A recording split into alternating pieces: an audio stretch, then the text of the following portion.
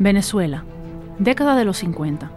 Con los grandes ingresos petroleros de la época, la modernidad llegaba al país expresada en gigantescas obras públicas ejecutadas por la dictadura de Marcos Pérez Jiménez, en el poder de 1952 a 1958, año en que se desmoronó aquella fachada contenida por una aparente prosperidad, pero que sin embargo pisoteaba a un pueblo oprimido sangrientamente. Teníamos un país sometido a una dictadura bárbara. Yo la califico de dictadura militar petrolera. Ese quinquenio tiene dos aspectos. Por un lado, sí hubo muchas obras públicas. El gobierno puso mucho empeño en utilizar la renta petrolera en obras que en cierto modo deslumbraban, y no solamente a muchos venezolanos, sino también a los visitantes extranjeros. La caída de Pérez Jiménez no fue una cosa de un día para otro, sino que él venía gradualmente perdiendo lo que en todos esos años, y hasta cierto modo hasta actualmente, buscan los gobernantes en nuestros países, que es la bendición del Departamento de Estado.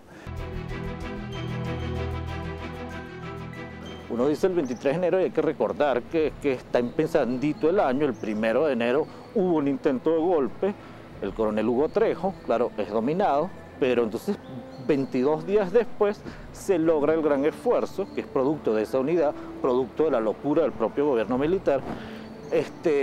A esos partidos políticos jamás se unen los demás sectores, por fin, ¿verdad?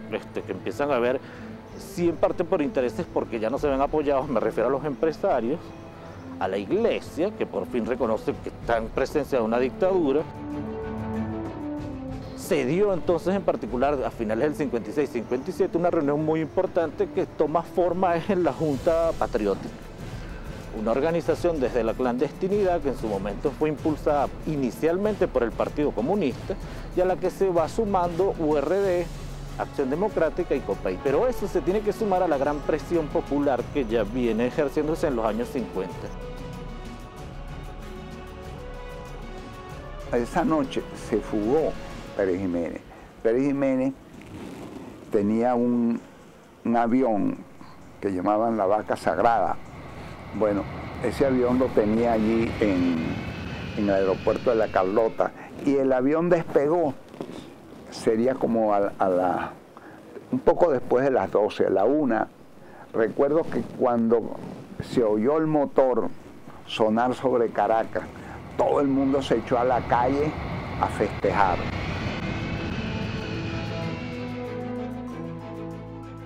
Yo era un modesto militante de base, pero teníamos una célula en la empresa donde yo trabajaba, que era la General Electric de Venezuela.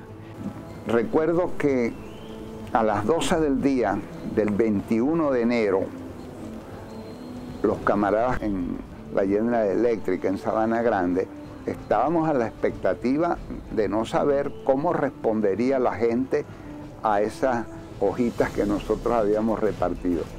Y para agradable sorpresa nuestra, vimos que todos los trabajadores dejaron el edificio de la General Electric, un edificio muy grande, y cuando salimos allá a la calle, a la esquina, vimos a la gente luchando con la policía, y la policía quedó en derrota.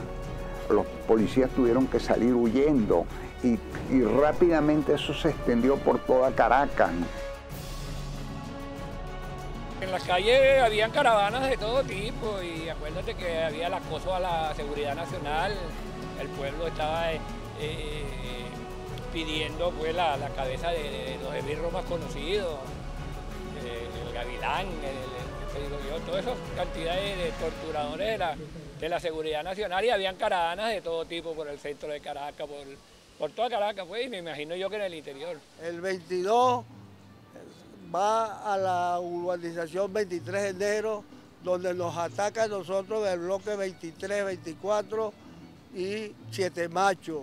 Ahí duró 24 horas echándole a la Seguridad Nacional plomo a la población. A las 12:17 sale un avión y esa pasa por el 23 de enero y nosotros decimos, ahí va Pérez Jiménez.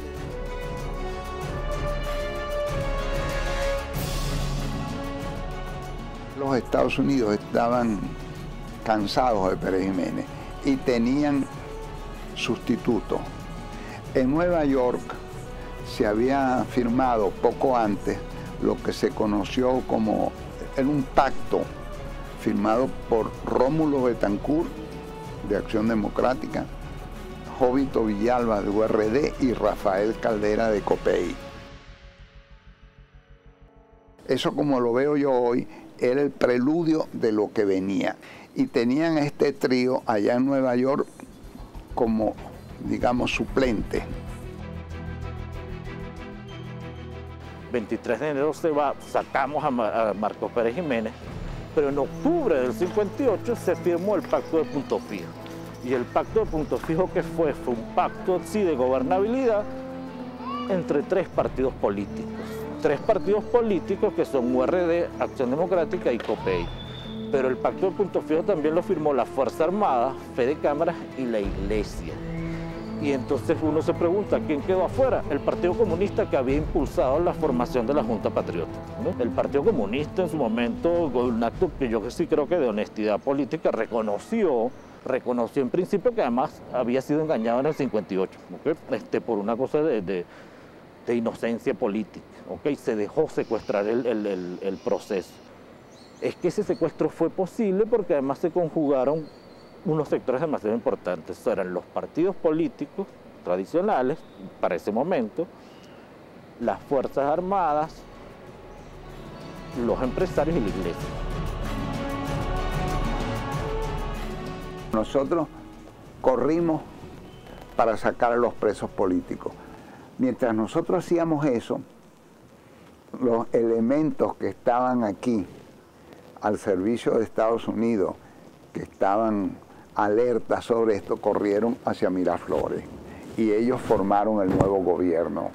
Nosotros allá, como unos tontos, y ellos acá donde realmente estaba el poder. Si el Partido Comunista hubiera tenido una dirección realmente previsiva, que hubiera podido manejarse en esa situación tan así complicada, con más claridad, nosotros también hubiéramos recibido instrucciones, camaradas, todos a Miraflores para tomar el poder, porque era en Miraflores donde estaba el poder. A partir del 58 hasta ahora no se ha interrumpido ese hilo constitucional, si lo quieres ver así, pero la cosa es quiénes terminaban conduciendo las decisiones en los partidos. Los partidos dejaron de ser democráticos, ¿okay? Los cogollos secuestraron las decisiones y no dejaron que la gente opinara. ¿Okay? Pues parece que opinara, pero no decidías, ¿okay? Y ese es el problema, o sea que claramente, por supuesto, que hubo una traición, un secuestro del proceso, ¿no? La lección que creo que nos quedó y que creo que cada vez estamos aprendiendo más, o sea, porque es que la participación popular ahorita es evidente por todas partes, ¿no? Eso es la lección que creo que nos dejó el 23 de enero y que creo que mucha gente ahorita la está retomando porque lo tiene claro, se le abrieron las puertas y participa y decide. Fue un problema de inocencia política, de la dirigencia, no del pueblo. El movimiento del 23 de enero sí fue traicionado porque ahí el pueblo tenía que pedir reivindicaciones y se lo tergiversaron. Fueron totalmente tergiversadas y no trabajó el gobierno que decía democrático, no trabajó para el pueblo, sino que ahí metieron a Fede Cámara, metieron a la derecha y el pueblo quedó desabastecido. Lo primero que hicieron en el Pacto de Punto Fijo fue excluir a los comunistas, que fueron los grandes, los que más lucharon en ese movimiento contra Pérez Jiménez y a otras organizaciones sociales. Eso fue un pacto exclusivista entre partidos, entre Rómulo Betancourt, Caldera y Jovito Villalba, que indudablemente que traicionó el espíritu del 23 de enero.